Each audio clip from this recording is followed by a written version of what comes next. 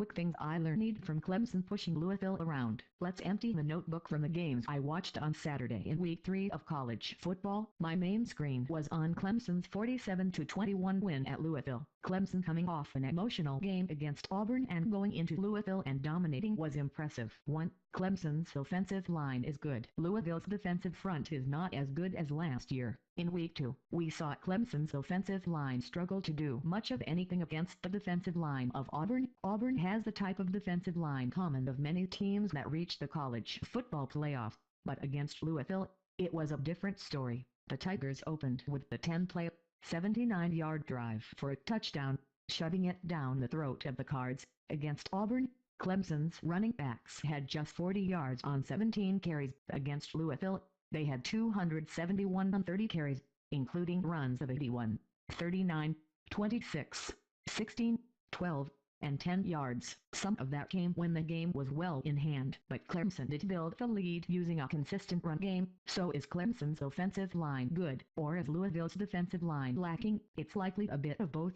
Louisville misses lineman D'Angelo Brown, who is now in the NFL, and the Cards line was clearly a bit gassed after the Tigers ran 52 plays in the first half, but even before they got gassed, the Cards were being pushed around by Clemson's front. That's important in an ACC with a lot of strong defensive lines. 3 times in the first 2 drives, Jackson failed to connect with open receivers on plays that would have resulted in first down for long gains. This struck me as important, because his offensive line protected him on these throws against a Clemson front that might be the best in the country. He did not get better when the game was in the balance. He started just 6 of 18 for 61 yards when Jackson threw a pick 6 to seal the game at 26-7 with 24 minutes left.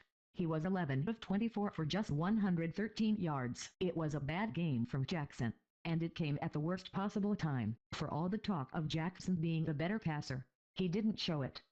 His receivers also did not make any special plays for him. This receiving core is not as scary as the 2016 unit that featured Jamari Staples and James Quick. The final numbers are deceiving. Once Louisville got down 3 scores, Jackson went 10 of 18 for 204 yards, padding his stats, but the damage of the early inaccuracy was done. Louisville's offense could not stay on the field, and Clemson ran a million plays, tiring out the Cards. Much has been made about Jackson throwing more from the pocket this season in preparation from the NFL, but his legs are still his most dangerous weapon, and in the big game, it just makes sense to break them out. I thought Louisville should have featured Jackson as a runner more. I anticipate this game will be used by the talking heads to ding Jackson come draft time, but while this data point cannot be ignored, I hope that Jackson's entire resume is considered, because he is still really good. One bad game should not define a player, especially when he is facing a more talented team and has little help around him.